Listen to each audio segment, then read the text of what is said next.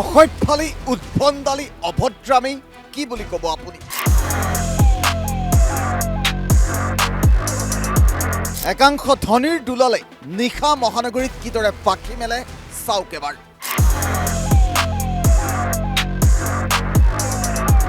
বিলাসী বাহনৰ পৰা ওলমি এইদৰে নিশা হলে মহানগৰীত চলায় সন্ত্ৰাস 100 পৰা 150 কিলোমিটাৰ বেগত ৰাজপথত সাইৰেন বজাই চলাইছে সন্ত্ৰাস এওঁলোকৰ বাবে প্ৰযোজ্য নহয় নেকি কঠোৰ নীতি নিয়ম আৰু যান-বাহন আইন ৰাজপথত কিৰিলি পাৰি দুৰন্ত গতিত বিলাসী বাহন দৌৰাই সন্ত্ৰাস সৃষ্টি কৰাই এই উন্মাদৰ নিচা তেতু গুৰিলৈকে খুৰা গিলি সকলো পাহৰি পেলাই এই সকল ধনীৰ দুলালে কিন্তু এই সকলক কোনে নিয়ন্ত্ৰণ কৰিব কোনে নাকি লগাব সাধাৰণ ভুল হলেই হাজাৰ হাজাৰ টকা ফাইন কটা আৰক্ষীয়ে এই সকল সম্ভ্ৰান্ত ঘৰৰ ধনীৰ দুলালক নাকি লগাব পাৰিবনে